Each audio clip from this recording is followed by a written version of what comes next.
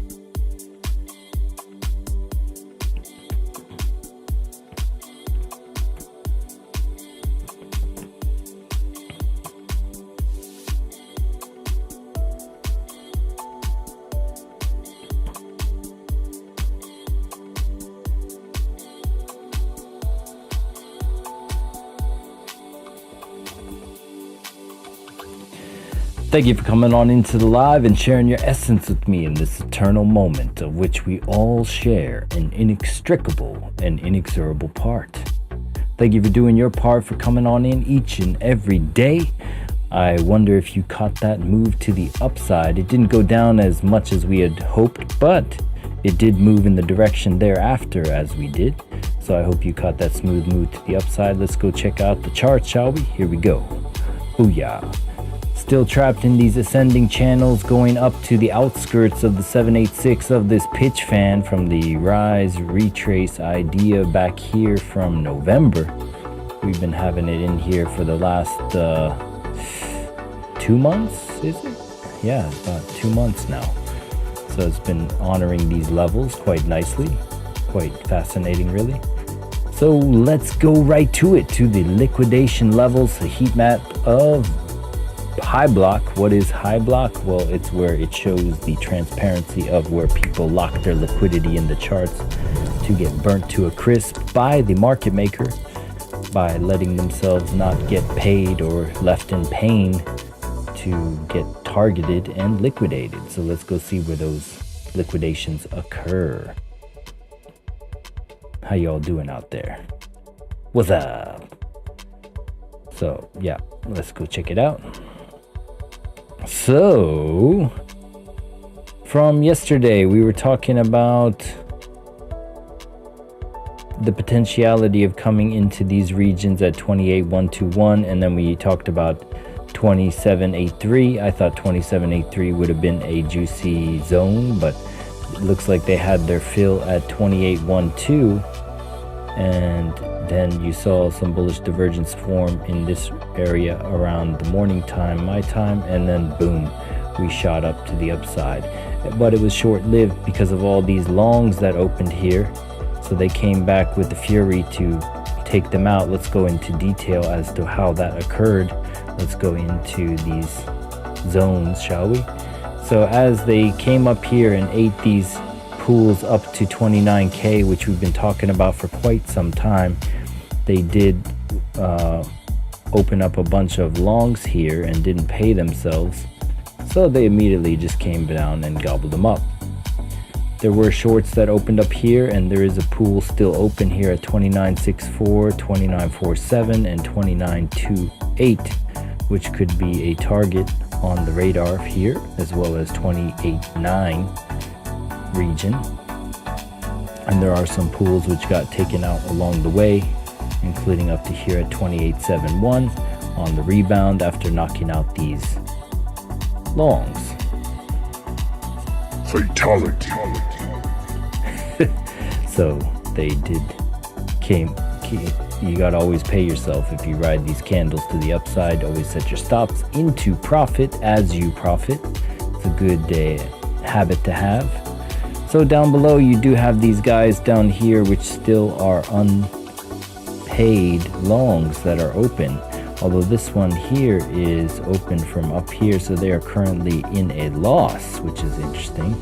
So this person opened at, their liquidation is at 28.02, but they opened at by the looks of it over here at 28.71. So as long as we're below 28.71, this pool of thick liquidity down here could be the target for the interim. Remember, the weekly pattern is false move Monday, Tuesday, Wednesday move for the week, which we've seen occur, which was upside, basically upside consolidation with a little bit of Thursday midweek reversal. Is that reversal the spike up before they reverse down on New York? New York should be opening as we speak. So we'll go to the pools and then go into the charts. There's a thick pool down here of some longs that are opened at 100x and 50x, I believe 50x. The 27.83 region is still on the table, and if we go to the thickness down here, this is quite a thick level of longs, 10 billion in long liquidity to the downside that it could come back into. Immediately it is going to this little pool down here of 26 million that opened up here at 28.66, and they're currently wishing for a miracle as they come to liquidate them. So that guy is going to be toast soon, and from there you'll be at an equilibrium path to which pool you see jump to. So we'll come back to that in a minute. Let's go to the monthly time frame of the heat map as we go into the external liquidity pools. Even Steven on the 12-hour, as it always is. I don't know why people look at this. If we look at the 7-day, we noticed the upside imbalance, and they came to the upside to grab it. There is still an upside imbalance up here of more induced shorts to longs up at 29.5 of 4 billion on the path up there. So it still could come up to that region based off of how much short liquidity just keeps paving the path to the upside. Don't count your chickens before they hatch. If it goes lower, it could go higher too. The Run for Profit Friday is just a day around the corner here from Asia. So let's go to the monthly time frame.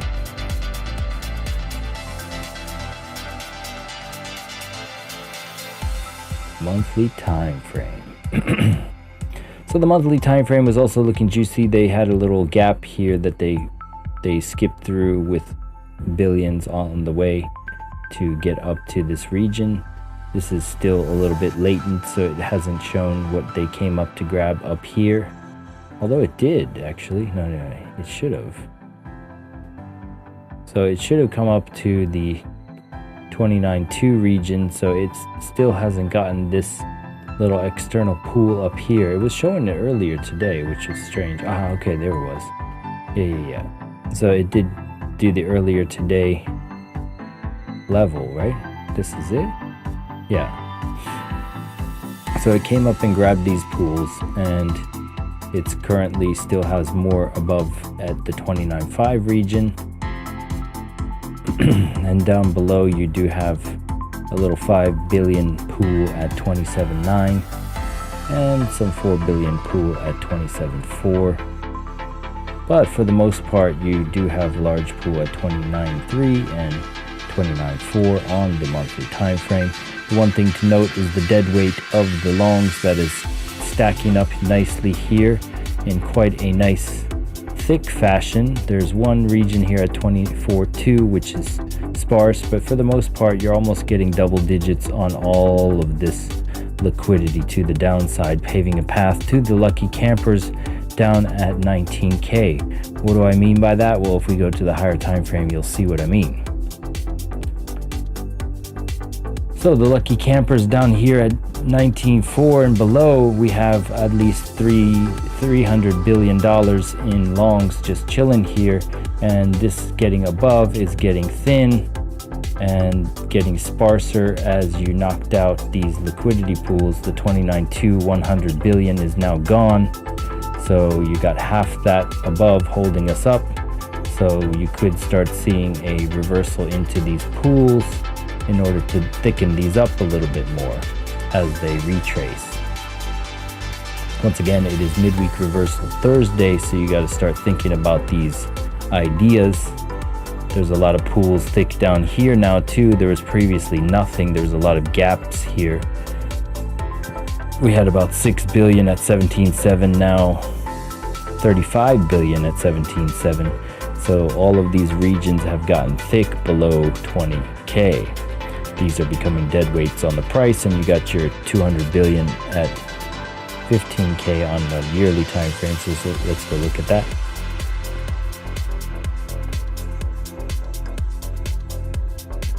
So you got your little $200 billion just chilling here at 15.2, and then you got a bunch of liquidity building in the 100 billion at 18.4, and you got that 100 billion at 29.2, which needs to be updated on the daily candle close.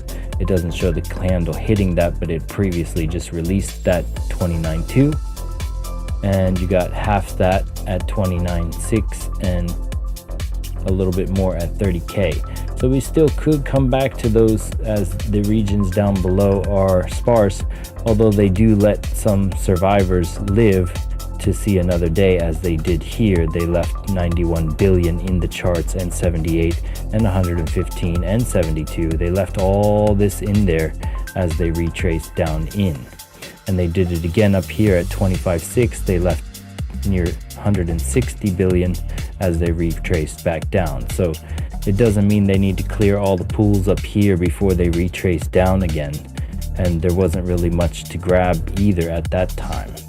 So you could see some sort of retrace fake out before they reach 30k. Everyone expects 30k, so they might fall short to that region because the liquidity gets sparser from 29.2. We were talking about 29.2 for days now, if not a week or more, in terms of an area point of interest, and we tapped it. We tapped it indeed. So we'll go back to the even Steven time frame of the monthly and go take a look at the fibs and see how those held up. Shout out to everyone here for concurrent viewers. Thank you. 33 views in entirety.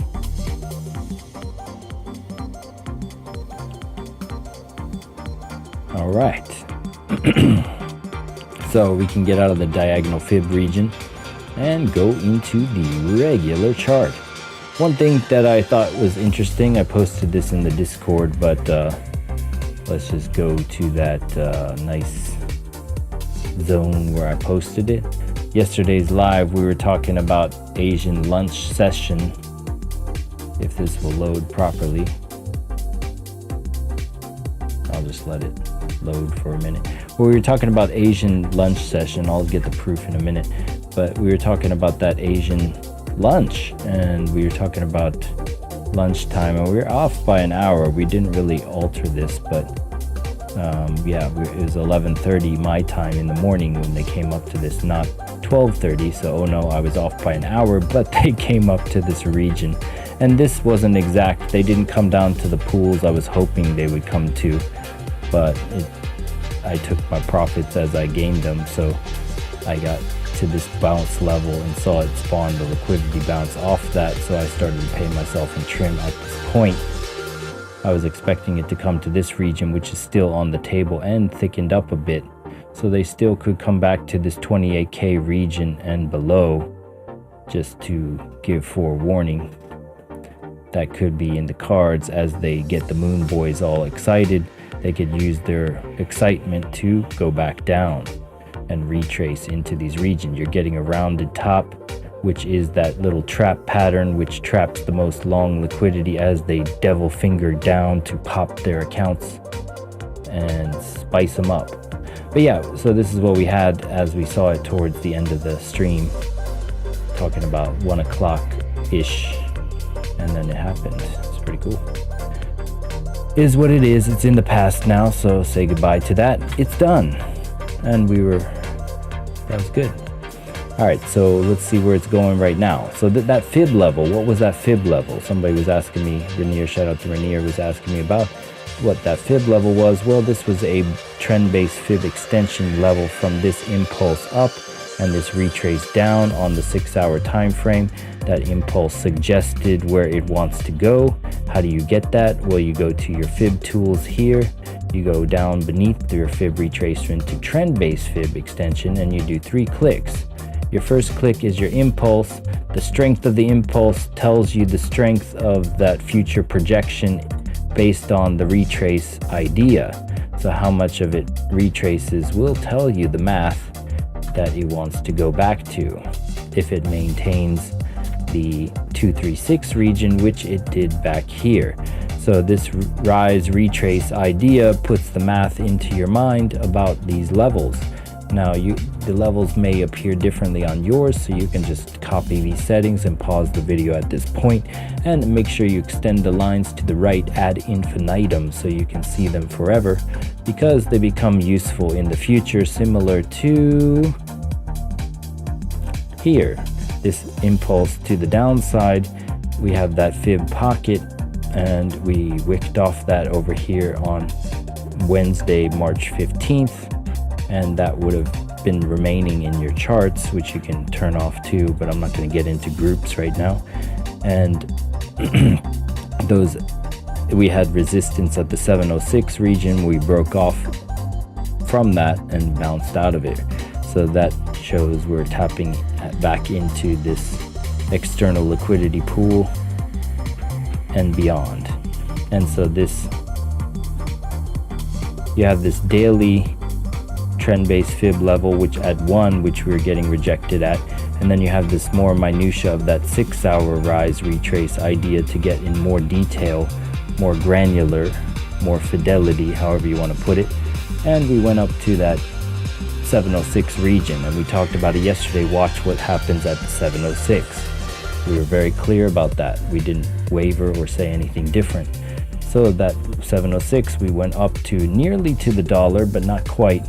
We're off by about $40. So they were short the hit on that, but fairly close. And then they came down out of there. Okay, so where do we stand now? So we can also use this retrace idea. Since it's in a bullish manner, we can see where it wants to go. If you want to delete this now, you can, but I'm going to leave it up. You can also use this rise retrace idea. Let's see.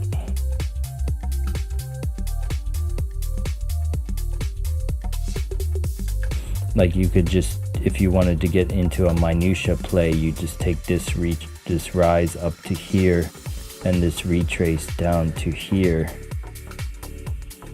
And if it maintains this 28,542, then the 236 will put you into these regions. And so you can get more granular within the granular as you want to be, you know, and that's the 236 will be your guide on those plays. All right, so I think that's about good for my cat's making my foot fall to sleep while she's sitting on my lap. So let's see, hold on one second. All right, so we're gonna tap into that 0 point space. Here we go. Hi, how's it going? You feeling comfy? Oh yeah. All right, so we're going to, hi there, kitty cat. You want to say hi in the 0 point energy? I know it's kind of weird. Say hi. Give me 1 second. Let me turn on the indicators real quick.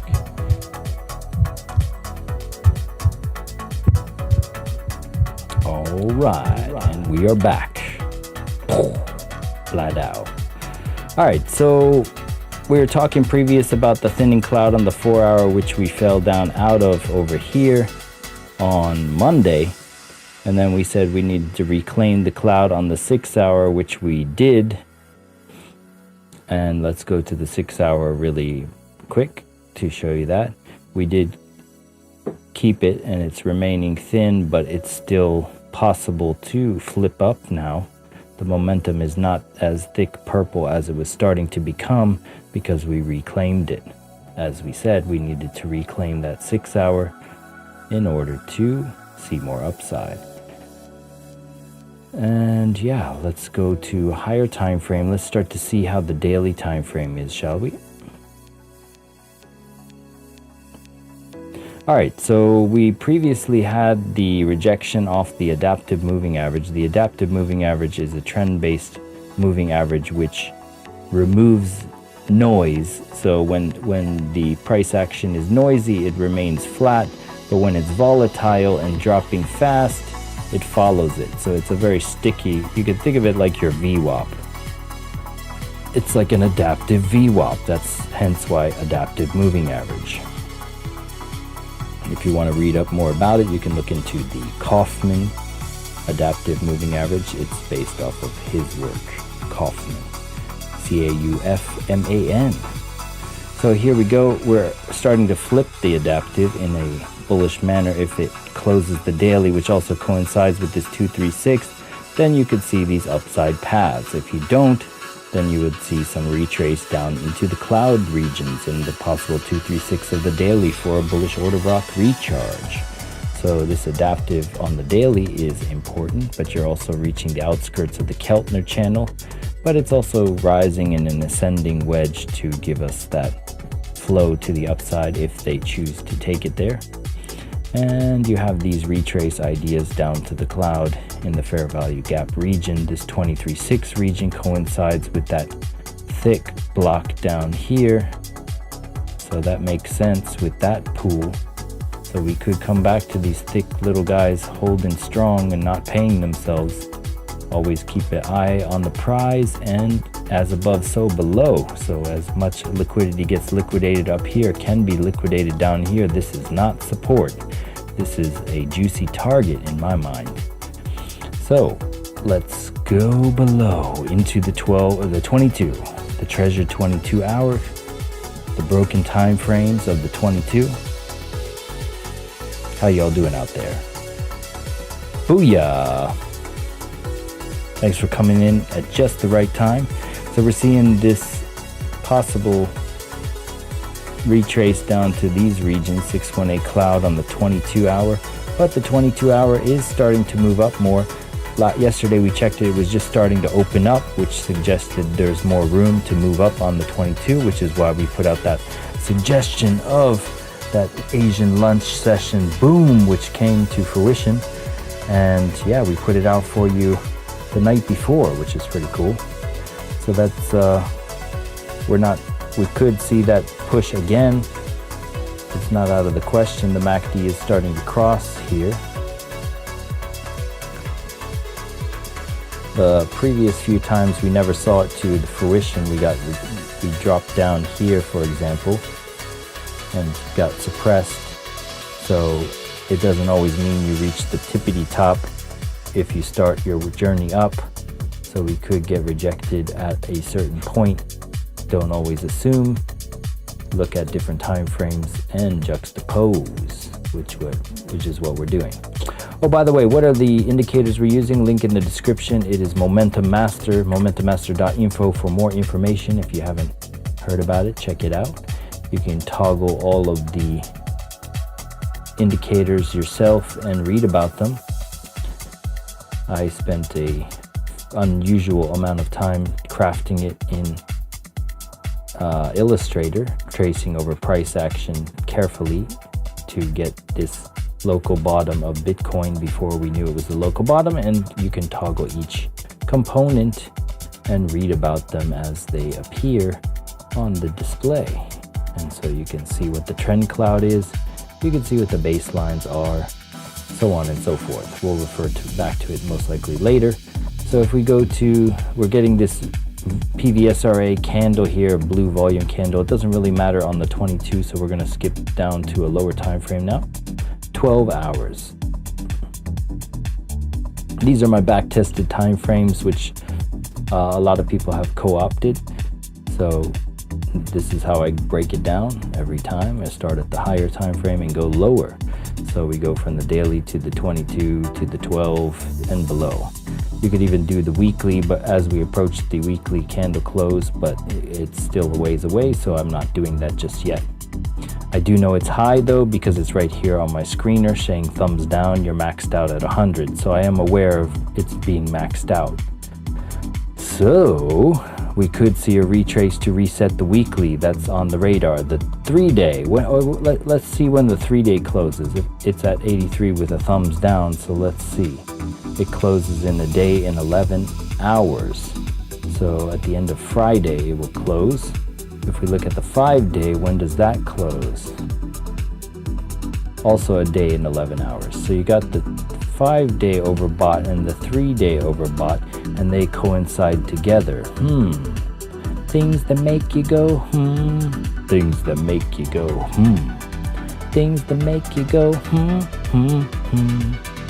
All right, so just keeping that in mind. So even though you got the daily starting to curve here at an unusual juncture, could that be suppressed by the 3 and 5 day? Keep it in the back burner. That could occur on this adaptive moving average if we don't close above it. Once again, M pattern, extended M formation to the downside. We knocked out a significant pool here at 29,222. We've been talking about it. That's getting sparse up above. Everyone's expecting this region. It would be a perfect time to just get them to expect and hope and ride that hopium down into their liquidation points. It's what I would do. It's what I would do if I were the market maker. All right, so anyway, let's go from that daily time frame. We have this starting to take off at an unusual juncture with the Williams extremely high, and you're getting nothing noteworthy about the RSI or the money flow. It could go either direction, really. There's nothing really to take note, except you do have kind of some bearish divergence forming on the RSI in terms of value here. You got a lower high on the RSI and a higher price action if the daily does close in this higher state and the RSI doesn't meet with it. That could be some bearish divergence there on the daily. It doesn't close until it closes, so it's not going to lock that in as crystal divergence just yet. So now we can go back to the 12-hour. Good morning, Mr. Weatherman. Thank you for stopping on in. Sending some light rays through the ether. Light in the absence of eyes illuminates nothing. Visible forms are not inherent in the world. They're granted through the act of seeing. Though the world and objects do exist independent of mind, they obtain no meaning in themselves, none that the mind is not guilty of imposing on them.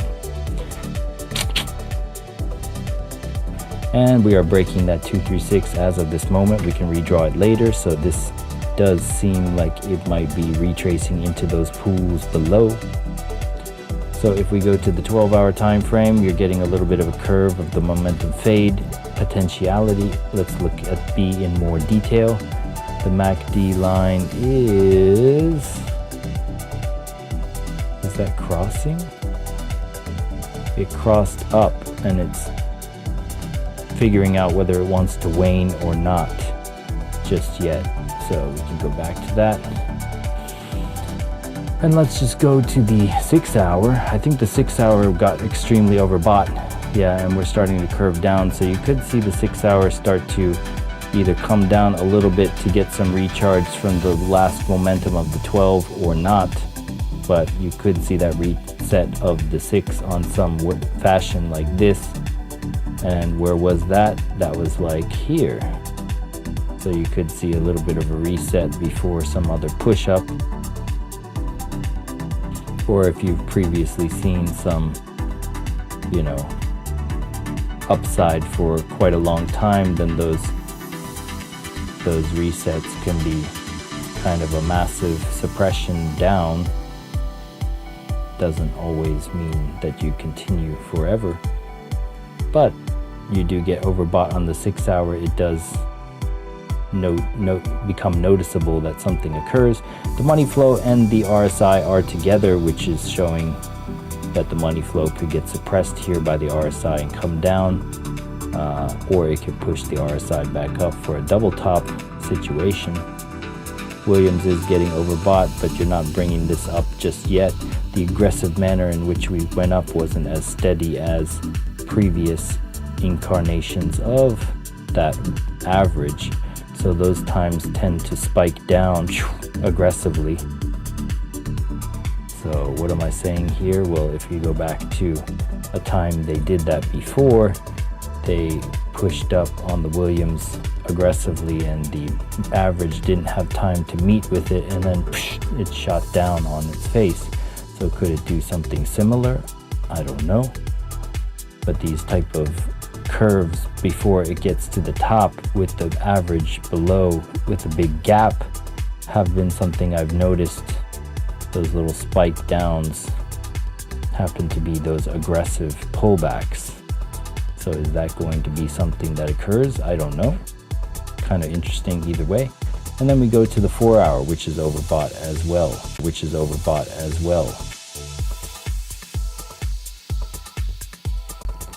So the 4 hour is overbought on the Williams, is coming up and getting to that critical point, came just out of the red a little bit. 4 hours starting to come down.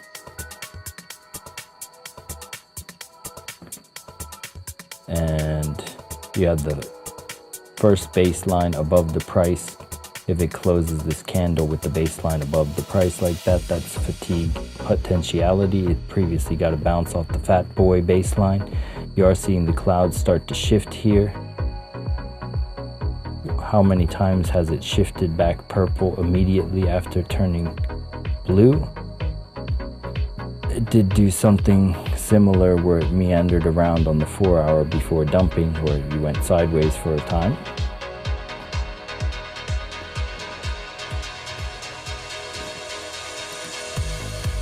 So either way, you like to come back to that cloud at some point because you are overbought. Normally the 6 and the 12 hour give you the impression of how much more push the 4 hour can be had in it. Now we dip into 2 hour. It's been a while since I've looked at the 2 hour, but I was noticing something about this crossover event on the 2 hour time frame and the alarm, which was interesting for me earlier today. So you could see some sort of, it looks like it's resetting in a nice manner though on the stochastic RSI. The hourly is also getting suppressed here. Is it going to take off? Remember, it's Thursday midweek reversal. So a reversal would signify where you're going away from where you went on the developing moves of Tuesday, Wednesday. So Thursday would install some idea of coming back and possibly Run for Profit Friday being in one of the two directions. How far back do we go? Do we just go into this cloud and confirm this as support? I don't know. But the idea of coming back to the cloud and kissing it as we did in this manner, but doing it on a more realistic recover the wick idea. Is John Wick 4 out in America? I don't know if it's out in Japan just yet. I want to see that movie. It looks pretty good. Anyway, I digress. So you're getting the 3 time frames oversold symbol here, but you're getting the cross down event on the baselines with the baselines above price on the 15. You could see some sort of aggressive move to the downside. We are going to that 28.5 region, which happened to be a 1 level on the trend-based fib level, so that if you break below that, that could be an equilibrium point to come down lower. Let's look at the liquidity once again to see what exists below our current price tag.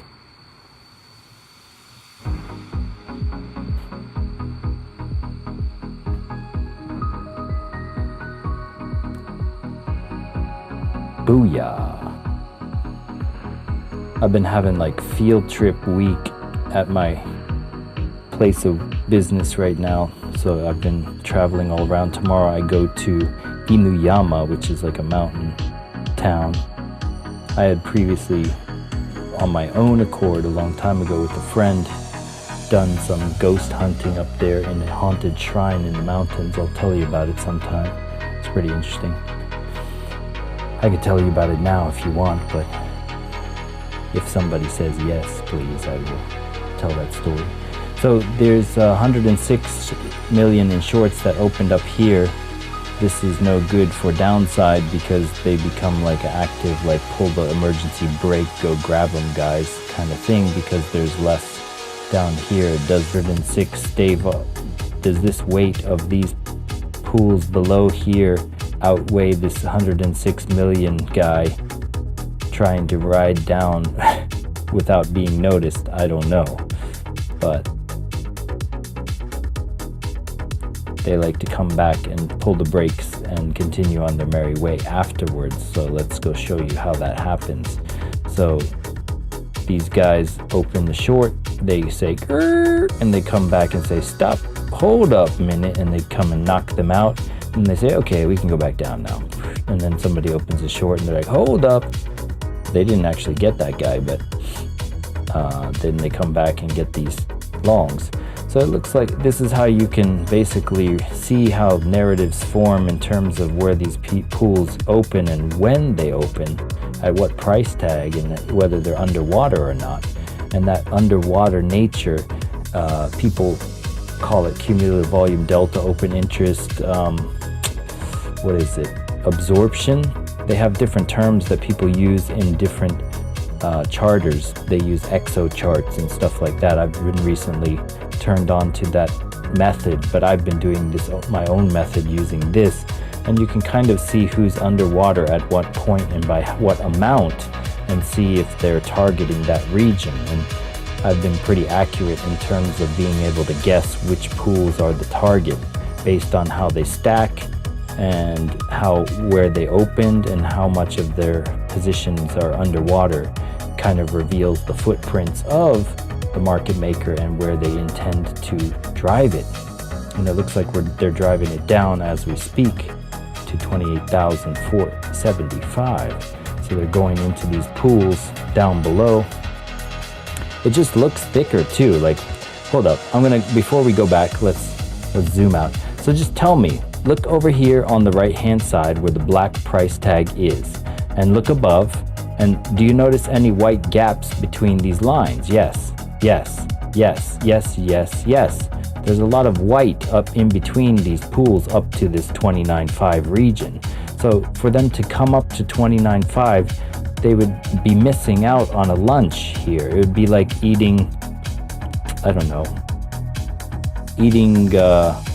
ramen with very few noodles in it. It's just a bunch of broth, so they're not getting their fill. But down here you have you have some white areas here, but you have a really thick amount with some chashu, meat slabs and stuff down here. So it's nearer by this black line, which is the current price. So they could just come down here and get this and then go up to here. Or they could just keep going down because it's right next to it. So these suggestions of where these pools stack up on each other give you an impression of where the price could go. Now, if you don't have $70 to spend on high block capital, you don't need to. I will keep you updated for free using this. So it's all up, if you have that luxury, you should. Just like if you have that luxury to get Momentum Master, you should. But if you don't, there are free alternatives for that. There's this Liquidation Levels version 2, one by ML Applications, that you can set the threshold to 0.1 for each 100K trade, or you can go lower. I've found 0.1 to be accurate enough for me because I don't want to miss out on those pools. And so what that will do is show you again where they opened with these dots. This dot will show you they opened here. This dot shows you he opened there, and they are going to grab these 100x, and it tells you their position. So if you look here, these 100x guys are all getting gobbled up, and they get gobbled up, and then generally they gobble up the 100x, and then they gobble up the 100x up here. And you can kind of see which narrative opens up more trades at any given moment and where they get stacked. So it's stacked at this 27887 region on this. So even if you don't have high block, you can kind of guess that 2787 region has those pools.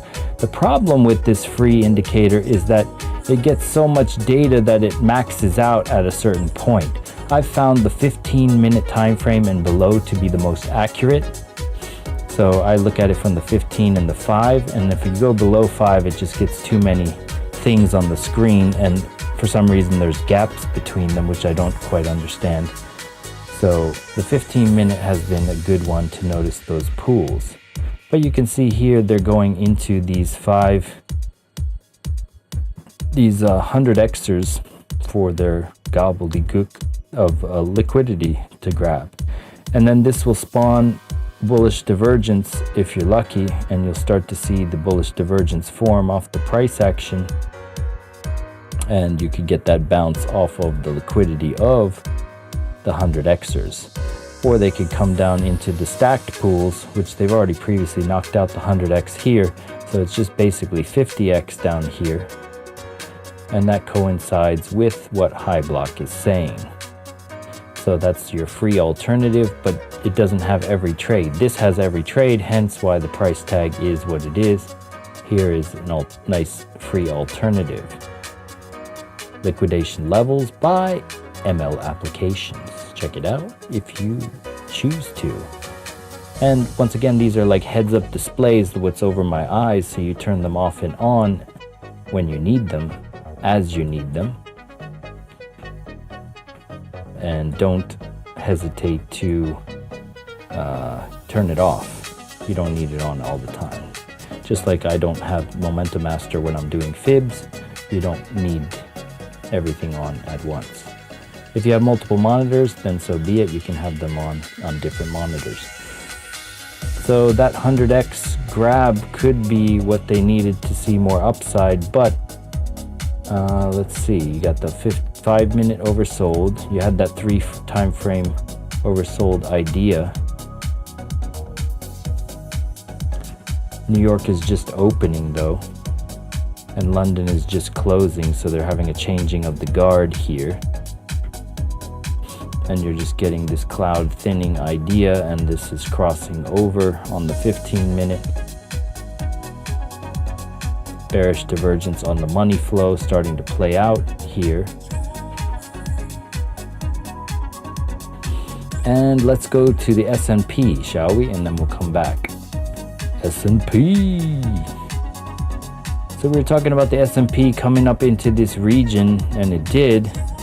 It's really strange how it goes to those things as it calls it. I'm not gonna, it's just the math, it's not me. Don't let it go to your head or it makes you weird. Yeah, so we're in this pocket that we put out from this region of this impulse retrace idea, and that projected out this path to the upside. We previously tapped into the 1, got rejected. We had that nuke appear. We reset into an order block of the 618. We bounced off it, we meandered around on the 786 region, came back down, found another inverse head and shoulder idea out of here, and now we're getting that nuke up here, and we're getting extended on all these time frames. And it looks like it previously locked in on the 15-minute. Let's see if it locked in on an hourly time frame. You did gap up too, so you can expect them to come into this gap at some point in the interim. Let's look at what happened to the dollar. It looks like it tanked down. Whoa, that's really weird. That went exactly to the... Okay, all right, yes. Weird. It went exactly to the point. So yeah, you could have this double bottom on the dollar as you max out on the S&P, and then this would retrace down into here and reset and try to confirm some support structures after people take profits here, and then they would take their profits and inject them and maybe establish positions in here for some W formation to the upside. As we start to see the weekly candle close, and we're starting to see kind of this daily time frame retest, this retrace of this previous impulse is coming back to like a double bottom. This is a double bottom within a double bottom potential, and you're at that 786 region. Let's just turn on all of the levels. So we previously bounced off the 786. Are we going to come back to the 786 again and create another rocket ship as the S&P is creating a nuke and try to get out of here from the 786 bounce, in which case you'd see a pullback for the stock markets, and yeah, you could see this come down to here slightly and then start to make a bounce out of here to the at least the equilibrium point, which would be 0.5, and the top of this range, which would be significant on the daily time frame.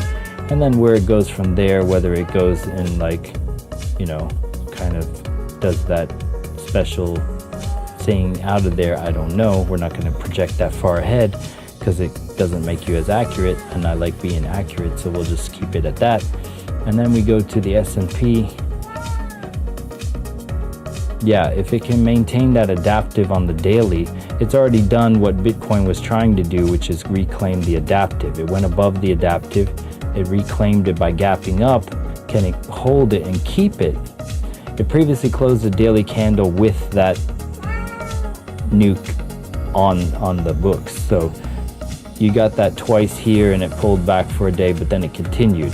So if you're breaking structure, which we did here, then the nukes aren't accurate. We went over the nuke formula. If you're within a structure similar to we were here, when you had the nuke within the structure of a trend line, you fell back down. When you had the rocket ship within the bottom trend line, you went up. You had a rocket ship at the bottom of the trend line, you went up. A nuke within the structure, you went down. Nuke within the structure, you went down. Nuke as you're breaking structure, you don't play those plays. And so we are out of the structure in a sense, so you don't really need to jump on the bandwagon per se, but they do kind of pull back in some degree, so it does give you some profits. They're about 80 to 90% accurate, if I would say so myself. So, and I've heard other people say actually. So yeah, that's kind of interesting to note. The nuke on the S&P and the potential rocket ship around the corner with the dollar double bottoming, perhaps. Let's move this over a little bit. And yeah, so it could come up a little bit, and that means a pullback for all these things. It looks like we're dropping down out as we talked about, going down into these pools. The retrace is real, and let's reload that. Let's see how you all are doing. Illuminated on point. Yeah, man, it's weird, man. It's weird, but I won't let it go to my head, I promise. Because I am nothing. Ego is a weird little thing that tries to come in through the back door, though. You always got to be mindful of it.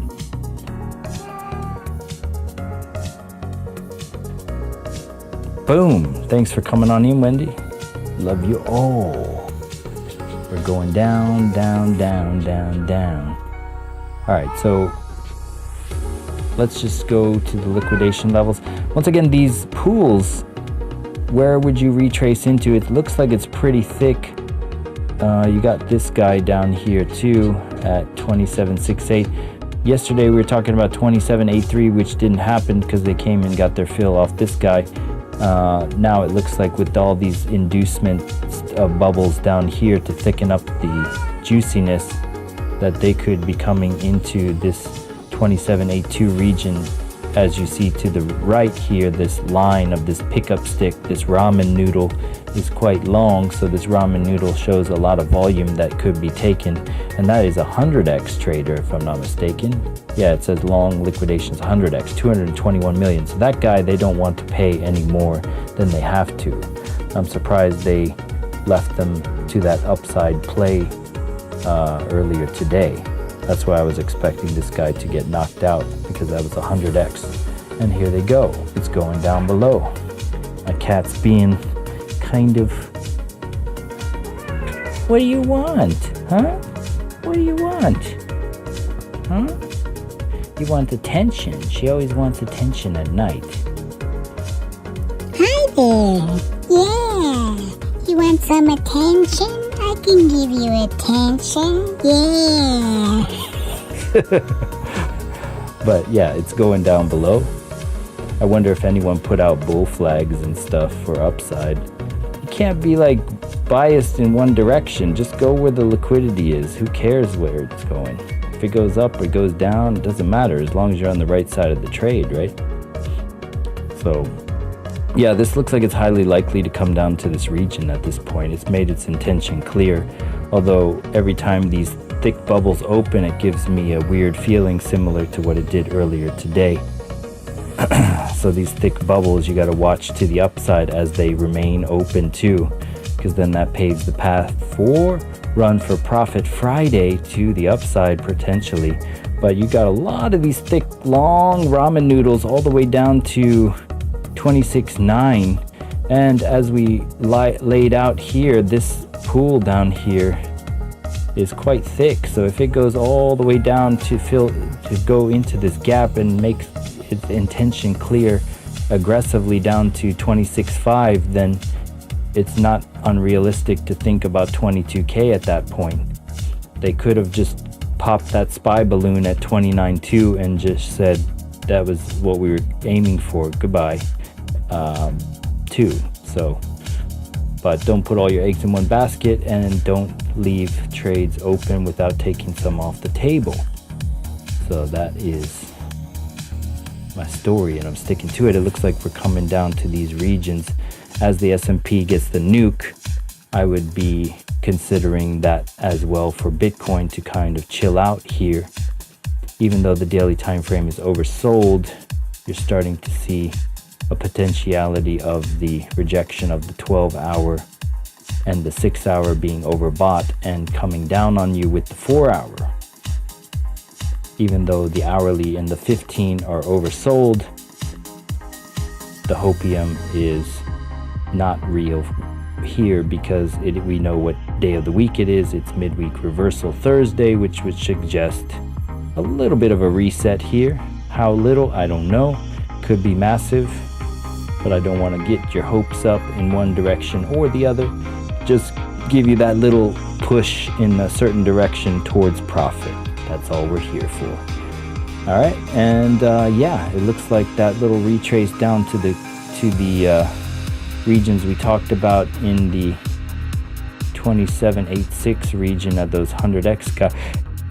Not unrealistic to think at this point, as well as even below at 27.5 even, but conservatively 27.82 seems like a good idea in terms of the liquidity, how stacked it is here and how sparse it is up here. You see the sparse spacing? So that's what's good. So I think that's short but sweet, saving of your time so you can go do other things and have fun with your life. So I thank you for your time, and I thank you for coming on in each and every day. Once again, thank you for coming on into the live and sharing your essence with me in this eternal moment of which we all share an inextricable and inexorable part. Thank you for doing your part, for coming on in each and every day. And I will catch you on the flip side. Peace.